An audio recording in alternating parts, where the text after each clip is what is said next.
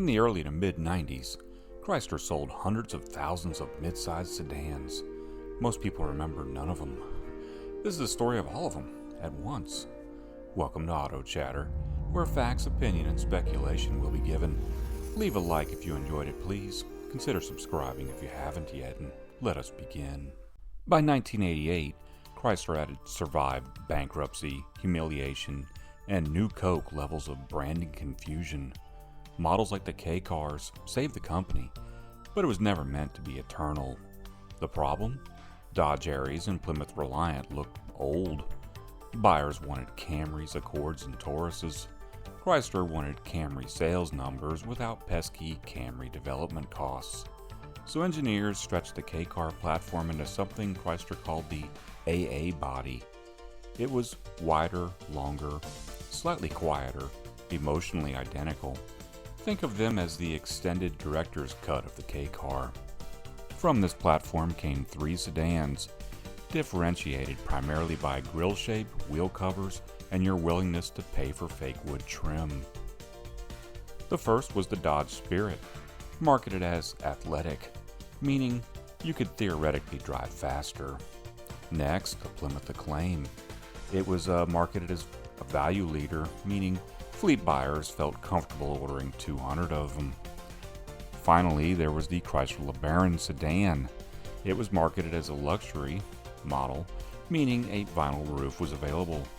All three launched fully knowing they would be replaced within 5 years. This was not denial, this was planning.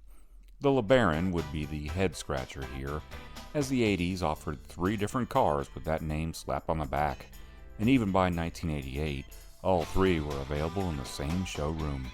But today will be about the one that arrived a few years later and shared floor space with the Lebaron Coupe that will also not be discussed.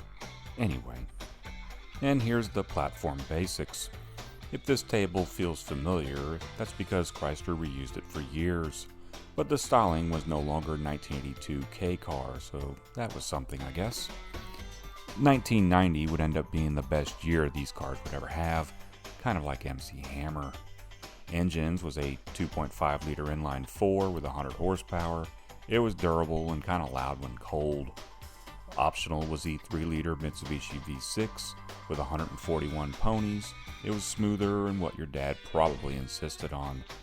Transmissions was a 3-speed automatic, 4-speed auto with the V6, and a 5-speed manual that was rare, forgotten, and beloved by nobody at the time. Prices was about $10,800 for the Acclaim, which would be about $29,000 today. The Spirit, $11,900 to start, or $32,000 now, and the LeBaron Sedan, which started for $90,000, was $13,500, or about $36,000 today. Adjusted for inflation, these were not cheap cars. They were just emotionally inexpensive. The price spread wasn't huge, but they were all similar. Basically, the LeBaron gave you more standard goodies. It was pretty obvious even then that all 3 were basically the same car. '89 was the first model year for the Acclaim and Spirit versions, and about 68,000 Spirits and 77,000 Acclaims moved out. For '90, the Acclaim jumped up to 111,000, the Spirit about 100,000, and the LeBaron Sedan was 30. This is where the optimism lived, as the sales go down from here. For '91, Chrysler refined the cars.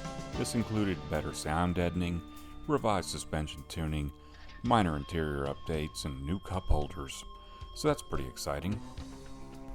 Sales for '91 for the Spirit and the Acclaim were both about 97,000. So they declined slightly, but no one panicked. This was considered normal. LeBaron Sedan sales were harder to track, as the LeBaron Coupes were lumped together with these. Now, for '91 and '92, Dodge released the Spirit RT. No advertising campaign explained it. No one warned the public. Chrysler just did it. Lotus designed a head for their 2.2-liter 4, and it was armed with a Garrett intercooled turbocharger. The result was 224 horsepower, at a time a V8 Mustang GT had 225. This made it quicker than a Mustang GT. It was a front-wheel drive and it looked like a rental car. but it was the fastest production sedan you could buy in America then, under 40 grand. And that much dough was a lot more money then, as we're talking close to 100,000 now. And almost no one bought one. The original Taurus SHO was accused of blending in too much with the lesser models, and I think these fared worse. Even a base Taurus was considered a step up over a Spirit after all. The matching colored snowflake alloy wheels, some small exterior stickers, a spoiler, and a few other touches separated it from one you may have rented from thrifty rent-a-car. Interior-wise, Dodge did even less to make it stand out. Four-wheel disc brakes and upgraded suspension was thoughtfully added to complement the added power under the hood. Prices started just under 18 grand in '91, or about 42,000 today. That was 4,000 less than the slower SHO that year, which would be like saving 10 grand now. They were the ultimate sleeper at the time for sure. For '91, only 1,208 were sold and came in white or red. '92 added silver as a color option, and only 31 of those were made. And we're talking 191 total for '92, its final year. And yeah, I've driven one. Torque steer was present, it handled a little better than you think it would, and it was fun. Dodge also made some Daytona RT models with the same drivetrain towards the end of their run. Spirit sales in '92 was about 78,700, and the Acclaim about 77,000. Now, by '93, the interiors were looking dated, Japanese competitors were surging, Chrysler had already designed replacements coming soon. Still, they got their one and only refresh. Minor updates arrived. You got some revised trims and slightly improved build quality. '93 sales was about 63,000 for the Spirit and 55,500 for the Acclaim. Fleet sales by now were doing the heavy lifting. Now, 1994 was the final year for the LeBaron. There was no farewell edition, no commemorative badge, just inventory. All the '94s did get a motorized passenger front seatbelt for US models to stay compliant with safety regulations. The driver was spared this, as the car had an airbag in the steering wheel since 1990. Sales for '94 was about 42,500 Spirits, 40,300 Acclaims, and 22,000 LeBaron Sedans. Production ended after '95 for the other two, with only about 12,000 Acclaims and a similar number of Spirits selling during a short production run. Camry, Accord, and Taurus sales were all well over 300,000 each by this point. Even the Altima was around 150K, so Chrysler had some work to do for their replacements that have already arrived, the Cloud cars. Dealers, I'm sure, were pleased these were getting phased out by this point, as the new partly cloudy lineup looked to be game changers.